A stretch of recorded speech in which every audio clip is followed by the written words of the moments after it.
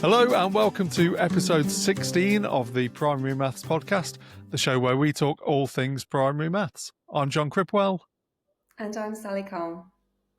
You are Sally Cole. You are not noticeably Becky Brown. I know. I feel like you've false advertised, right? Because you said you're going to be joined by Becky later in the week, and here it's me, unfortunately. I know. Yeah, she's not here. Yeah, poor Becky's not very well, so she can't join us this week as advertised. But I'm sure she will be back next week. Stay tuned, find out. So, what have you been up to, Sally? I've had a really busy week, actually. I have been, I've learned how to drive a tractor this week. Standard week. Yeah, working in ed tech. Yeah, work in ed tech, learn how to drive a tractor, and then gone from a very frosty West Wales this morning to into London today.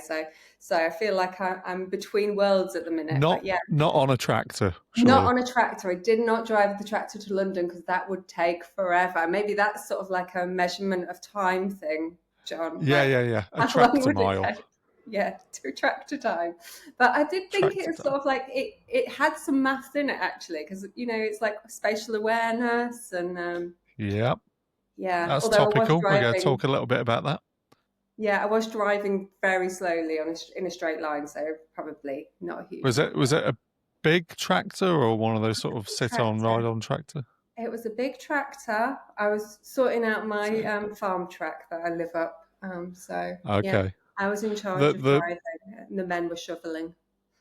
The small boy in me wants to know what colour it was, really. That's all I need to know. Green. Yeah. Is that a John Deere? Oh, I don't know.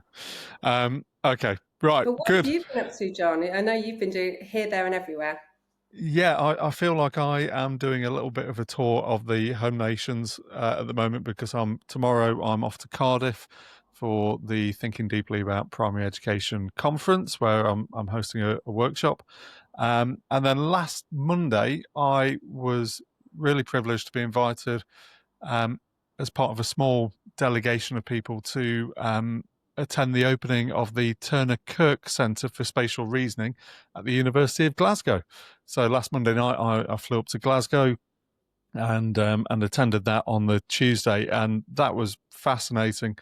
Got to go and visit a school and see a lesson that was based on spatial reasoning, meet the philanthropist team behind the centre launch as well, and also the academics that have been part of that. And a little bit later in the show, I will share some of that research with you because it was really, really interesting. Really, yeah, not an area that I was particularly that aware of before, but definitely something I'm going to look into more. So yeah, that's coming up very soon. So this is the non-interview episode of the show that will hopefully go out on Fridays. We're going to try that for the next couple of weeks to see how that works, just so that you've got a couple of shorter episodes to listen to. Earlier in the week, we had an interview with Tom Isherwood, who is the lead practitioner for Maths at the Flying High Partnership of Schools. And we'll discuss the takeaways from that a little bit later. If you're enjoying the show and want to catch every episode, we'd love it if you followed or subscribed on your favourite platform. And you can always drop us an email at primarymathspodcast@twinkle.co.uk or leave a YouTube comment. If you'd like to get in touch, we'd love to hear from you. And this week, some people have done exactly that. So, John, drum roll. Yeah, absolutely. Yeah. If you do want to send us an email, remember it's Twinkle without an E for mysterious reasons lost in the mist of time. But primarymAthsPodcast@twinkle.co.uk. We've had a few people getting in touch after last week's episode where we talked about Lewis's non-standard units of time where he was measuring distances and time travelled in song duration. So for instance, travelling to his paddle match on an evening from Nottingham to Derby, he measured that as half a Razorlight album. And so we talked about different non-standard measurements of time and things. We've had a couple of people get in touch. Michelle also said that she measured things in songs. we also had Karen, who said that she measured when she was out running. She would also sort of work out how far she'd gone based on how many songs. Ash as well said that when she was on the treadmill, she would try and get to the end of the next song at least, or make sure she'd listened to at least 3 songs before it was time to take a little walk break or anything like that. So lots of people measuring things in terms of songs and units of time in that. I also, though, had a couple of other people get in touch. So Dave got in touch to say that he was aware of a unit of distance called a Sheppey that had been dreamt up by Douglas Adams and John Lloyd in their Meaning of Life book, which is about 7/8 of a mile, 1.4 kilometres. Now, this will be relevant to you, Sally, as somebody who lives in sheep country like me. I'm in Yeah. Derbyshire, Look you're at in Wales. a lot, yeah. Yeah. Well, a Sheppey is a measure of distance defined as the closest distance at which sheep remain picturesque. So if you look at a sheep from about 7/8 of a mile away, they're still picturesque. Get any closer than that, and you start to notice the less picturesque elements of the sheep. I love that. I feel Yeah, like so I quite from like that. my house to the view of sheep that I do have, like actually that's probably about that distance. They About look, one Sheppey. Yeah, yeah, it's about one yeah, sheppy, I yeah. So reckon. I think there's some yeah, that was very good. So thank you, Dave, for that one. And then Eleanor got in touch to say that she had heard of a unit of measurement her dad used to go on about called a smoot. Ever heard of a smoot, Sally? No, no. No, I hadn't either. So I did a little bit of research, as I like to do, and yet again went back in time a little bit, only back to 1958 this time, but over the pond to America to MIT, where a fraternity decided that they needed to measure the length of the Harvard Bridge, which runs across the river from MIT back I into got the very city. nervous then when you were talked about fraternity wanting to measure something. Yeah, Length of the yeah. No, bridge, don't okay, worry. We're fine. measuring a bridge. A bridge is fine. Um, they wanted to measure it in something that would make sense to them, so they decided to use one of their new pledges. They're called inductees into the fraternity. A guy called Oliver Smoot, and they decided to use him as a human ruler. Smoot, bless him, was 5 feet 7 inches tall, so he was the shortest entrant into their fraternity that year, and so that distance, that measure, became one smoot. And this poor guy was laid down, picked up, laid down again, all the way across the bridge. And by the time they got to the end, the bridge came out at a very precise 364 smoots, give or take an ear, because apparently, they were aware that this might not be a completely accurate measurement. But essentially, they got him to lie down 10 times, and then they painted on 10 smoots as to help them to measure this distance. And over time, the measurement of a smoot became immortalised in American culture. Police use smoot markings on the bridge to give locations of accidents. So we've got a fender bender, a crash at 182 smoots. Google Wow. even added the smoot as an official unit in the Google Earth mapping system, so you can choose to measure distances on Google Earth apparently in smoots. I haven't tried that, but this is the legend. And you can convert miles to smoots online. And Oliver Smoot himself, he went on to become the chairman of the American National Standards Institute, which is either the most perfect career path imaginable or proof that once you've been used as a ruler, you might as well stick with measurement for life, I guess. So there you go, the smoot, the world's most exhausting Wow. way to cross a bridge, but possibly the only time someone's entire career was measured out in units of themselves. But So you do thank that, you very don't you? much for that.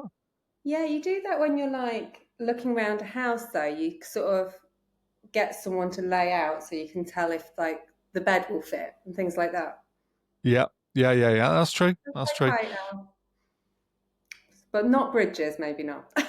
No, I remember when I was in Scouts, we had a way of measuring things where you get like a meter stick or something that you knew was roughly a meter, and then you could measure the height of a tree by working out how far away from the tree you were in meters, and then how many of those meters you could see the tree in from where you were stood and things. There was some complex way of estimating the height of a tree. So yeah, we do this stuff all the time, don't we? But I quite like the idea of this poor guy having to either be picked up or stand up and lie down again 364 odd times across this bridge. Yeah, In traffic as well, because I'm not sure. I think it's a road bridge rather than a pedestrian bridge. yeah. So yeah, yeah. Oliver Smoot, hero So, to anybody with non-unit measurements, non-standard unit measurements of distance. so Another I one we came up with this week. Sorry, Sally. Another one we came up with this yeah, week was blueies. So Blu-rays. Okay. we can measure how long, how far away are we from somewhere. It's about 2 episodes of Bluey, and then we'll be there, that sort of thing. So, yeah, these things come and go, don't they? But Well, I this was is quite impressed. that's how I measure how long I've got to cook dinner. It's like, How many? Yeah. yeah. I mean, I've been really trying to not encourage my toddler to watch the TV, but recently I've been like, okay, you've got two Blueies or you've got two Hey Duggies, and I can try and whip something up. And obviously, Yeah. two always becomes three because there's always that negotiation of, can Yeah. I have one more? That's a So, life skill, yeah. though, you're teaching your toddler there. They are negotiating and compromising and, learning that actually they can get a little bit more than they were originally offered if they negotiate in the right way, I guess. And one more than two is three. And one more than two is three. Absolutely, yeah, yeah. There's Um, maths but everywhere you look. I also read a little bit about songs actually after listening to your podcast last week and found out that the length of songs has actually decreased over the last 20 years. And that's down to TikTok. Really, I think I've come across some research like this as well. Mm. Um, yeah, so songs are people's attention spans getting shorter, or just songs are TikTok and streaming. I would imagine you can stream more songs, can't you? I suppose if they're shorter. Yeah, so the research that I saw was like sort of 2005 songs were averaging around 4 minutes, and now they're around the 3 minute mark with like quite a few hits coming like at like 2 minutes 50. So you've got to be a bit like careful when you're measuring in songs, right? Because they can differ a lot. Yeah, yeah, absolutely. It's probably not the most precise measurement of. There might be something better out there for measuring time. Well, I'm yeah, not sure anybody's come across it yet, but if you know and you want to get in touch, primary maths podcast at twinkle.co.uk, or find us on social media. So just before we get into the interview from earlier this week with Tom Isherwood, I've got a little bit of a reprise of our feature of research in 60 seconds ish, based upon that my visit up to Glasgow to the Turner Kirk Institute last week. So I'm going to try and time myself, Sally. Hang on, let's see whether I can do this in 60 seconds or not. are you timing it on a I, clock? I was going to time it in episodes of Bluey. No, Okay, I so blue is kicking off now. I've got an episode Sleepy Time lined up, ready to go. It was either that or Dance Mode. Two of Love my dance favourite ones mode. there. Yeah, yeah. So do my kids. I try to instigate it whenever we're out. Okay, so last week, as I mentioned earlier, I got to go up to the Turner Kirk Institute and I was met by Dr. Jack Parkinson and Professor Quinton Cutts. And they have been running a research project from the University of Glasgow's computer science department. So not the maths department, not the education department, computer science. The way that they came into this was that they realised that their computer science students were struggling a little bit with spatial reasoning. And so they started giving spatial reasoning assessments at the start of the academic year to students. And those who scored below a certain point were offered some training in spatial reasoning. And this seemed to have a beneficial impact on their attainment in computer science during the year. So then the idea was, well, I wonder if we could do this for younger people and children still in school as well. And so they started a research project with schools in the Glasgow area, which is now being taken up by the Scottish government and rolled out to up to 40% of schools in Scotland is the aim of the project. But what they found is that by having some additional standalone lessons in spatial reasoning, they have increased attainment in maths, particularly amongst girls and disadvantaged pupils, by up to 20%, and in some cases completely closed the attainment gap that existed in those groups. So I just thought that was fascinating. The idea that I think there was 16 lessons per year group, but just within the space of 1 year, they were able to increase attainment in maths. And in spatial, the attainment in spatial reasoning was higher, obviously, and also in computer science in older students by studying spatial reasoning. So yeah, so something to look out for, I think, because I think that's probably being rolled out across Scotland. It's probably going to find its way into other areas of the education system in the next year or two, I would have thought. And I thought, this could be something that's worth exploring and trying out. And it just, it's nice to be able to borrow a toy, isn't it? So yeah, absolutely. Well, as part of their research, and I'm not classing this as the 60 seconds anymore now. This is the annex to the original feature. But as part of their research, they found strong correlation between maths attainment and children who'd spent a lot of time playing outside, but also children who would spend time reading independently as well. So I thought those two things were quite interesting. And some of the activities that they got us to do as part of the hands-on, here's some of the resources, were essentially building blocks and making models out of building bricks. Obviously, Lego is one of the companies that makes those. I'm sure others are available. But yeah, so I was just thinking back to my own childhood and playing outside quite a lot and those sorts of things. Lots of children don't get the opportunity to do that quite as much or as freely anymore, but providing those opportunities, I think, is still really important. But also, there's clearly a benefit potentially to building models out of anything, really.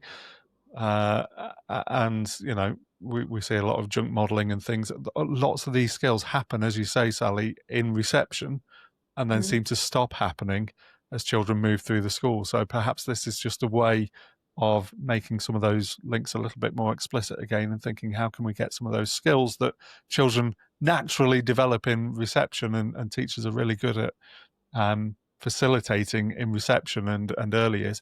How can we get some more of those into Key Stage 1 and Key Stage 2 and beyond? And it's funny how often I find myself saying that these days. Things that happen in reception, how can we get more of them happening in Key Stage 1 and Key Stage 2? Yeah, we also did a push of trying to get the outdoor play sort of activities that you could do in break time and lunch times, because it was like reception had this beautiful world outside and the Key Stage 2 children didn't have much. And it was like, actually, it doesn't always have to be sport. Doesn't always have to be football or basketball. There can be other things that you can be doing in that space, and getting some balance beams and things out there as well. Yeah, exciting. Yeah, and all linked to the most important subject of all, which obviously is maths. So yeah, it's as you say. I think a balanced approach is what's needed, but really interesting to see the research that's happening and the clear causal links between spatial reasoning and spatial activities and things that involve working, in space. They were talking very much about how important it is for children to be able to visualize something and then have a go at building it. So really starting to, and I was thinking at that point, well, this is what we're doing with manipulatives a lot in a concrete pictorial abstract approach. We're using the manipulatives to start to build a bit of a schema internally in our heads as to what the maths looks like, the structure of the maths. So this all sort of makes sense, that I can Mm-hmm. see the link between them. Whereas I was initially a little bit skeptical. Actually, it did start to make sense. So yeah, so look out for that. I did write an article about it on the Twinkle Digest blog. If anybody wants to read about that, you can find out a little bit more research about that on there. And I'm currently working on another article for Substack as well, on spatial reasoning. So I will share more of that when it is available. So, can we have a little bit of just a dissection of the interview with Tom Isherwood from earlier this week? I know you just listened to it, Sally, on the train on the way to where you are now in London. You'd have had more time to listen to it if you'd gone on the tractor, but I do appreciate you needed to get there at some point this week. So thank you very much again to Tom for joining us for the interview last week. I was just saying to you, Sally, I actually recorded that with Tom. It's now the end of September. I recorded that with Tom, I think probably the second week in July. So it's been a little while since I recorded it. But what were some of the key takeaways for you from listening to it? I think that one of the first things that sort of came up for me was he was talking about collaborative planning, and I think he was making like a really clear point that, this isn't what we're going to do every time. And I think sometimes you can scare teachers, can't you, when you're doing your you're doing your professional development. You're showing them like, okay, they could use this resource, and we could use that resource, and we're going to really focus on how we're going to structure the lesson, and you really spend all that time, and you have those more experienced teachers looking at you like, do you really think I'm going to do this every time? Yeah, yeah. I remember getting that pushback, and I liked the way that how he said, like really explicitly, like, this is not what I expect you to do every time, but we're Yeah. doing this for a reason. Yeah, it's again getting to the point of why are we doing this, and it's Mm-hmm. not because it's an expectation that I want you to spend 3 hours planning a 45-minute lesson, because that's not realistic, is it? But it is in terms of that professional development and thinking your way through the lesson and being really clear on what do you want the children to notice at every point in the Yeah. lesson. Yeah, that was great, and I thought it built nicely on the previous week's interview with Lewis Yeah. Horsley, where he also talked about collaborative planning as a Mm-hmm. PD approach. So if you want to learn any more about collaborative planning, certainly go back and have a listen to Lewis's interview as well, because he was really clear on the steps that he took with teachers to build that process up. I quite liked the conversation. Again, it's one of those things that sometimes you do without realizing, and actually, it's good to make these things explicit. But the dual coding approach that Tom was talking about, with using different colours to represent different parts of the maths when Mm-hmm. you are modelling something. So if we're using a pictorial representation, be it a bar model or a part whole model or any other visual representation, really, pictorial representation, using one colour to represent a particular number or a particular part of the calculation, so that children can make the link between the calculation or the problem and the pictorial representation of it, I think is a really easy win, and a really nice way to help children to make that sort of link. So Yeah, yeah, it was a good reminder. that made me think of like colourful semantics. Have you used colourful semantics when you've been modelling writing, and it goes across, doesn't it? We can quickly pick up on those colour cues. Um, yeah, I think it really helps as a lead into things. Definitely. Yeah, and it's a quick. I know school budgets aren't what they were, but we can all, I think, probably stretch to a few different colour marker pens in the classroom. And if you do that on a flip chart and it can go straight up on your working wall, then that's one less job to do as well, isn't it? So all about working smart, but definitely making those connections. Was there anything else, Sally, that you Yeah, picked up? there was. I mean, there was there was also when he was talking about you. Well, you asked him about the I do, we do, you do, and I've written it down as the you do, we do, I do, because I really liked the way he talked about flipping it, and I know I've certainly done that, where you give children a problem so that you can lead them to a generalization, and then you can see if that generalization can then be applied to other problems of that ilk, and then you've suddenly learned some maths, and it's like, wow, you learned that, you told me that, Yeah. you discovered that yourself. And he said something about leading the children to discover but not leaving the discovery to chance, and I thought that was a really lovely phrase. It's like, yeah, I've really thought about the problem that you're going to do, and then we can unpick it together, and then we can look at another one. But I've led you to discover something there, but I'm not leading that discovery to chance. It's not optional. We are going to find it out together. But yeah, I just thought that was really nice. No, that's great. And I thought also that sort of approach leads into, I was working with some skit students last week, and I asked them what makes a good mathematician, because that's a question I tend to ask in any professional development, really, and with any new group of people I'm working with. And we tend to get the same sort of answers coming back, that very rarely does it have much to do with subject knowledge. Usually it's to do with things like confidence, curiosity, resilience always comes up, perseverance, problem solving. And if we think that those are the traits that we want to develop in children, well, what ways are we going to put in place to make those things happen? Yes, somebody might be slightly more resilient naturally or because of their experiences up to this point, but if we don't give them a chance to try and be resilient and to make mistakes and correct them, or to realize that not every solution is immediately apparent and you need to have a go at things and develop those skills of thinking, then they're not naturally necessarily going to get to that point. So I think letting children have a go, as crazy as that sounds, is a nice way to start a maths lesson off. And quite often I would start maths lessons with a problem. Let's have some thinking time about this, talk to your partner about it, see if you can find a way into the problem. And then, as you say, we'll pull it back together and model it so that we're making sure everybody comes along with us and we're not leaving anybody behind.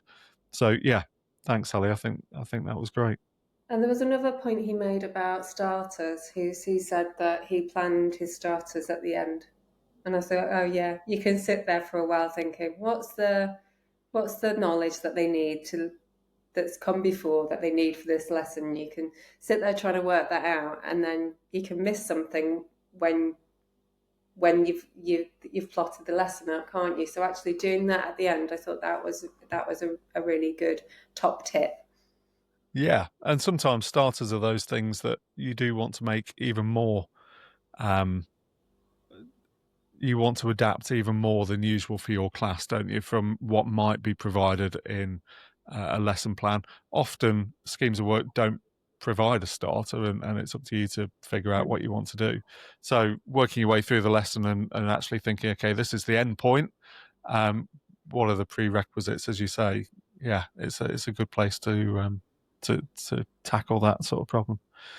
So those were our takeaways from the interview. I'd love to hear if you have any others, if you've been listening to it and there was something that stood out for you. Again, get in touch. It's been great to hear from people over the last couple of weeks. Well, that's just about it for this episode. Thanks for listening. If you've enjoyed today's show, please share it with a colleague, and don't forget, a quick rating or a review helps others stumble across the podcast too. And to be honest, it's just nice to see as well. So I always appreciate those. Thanks for joining us today. So see you soon.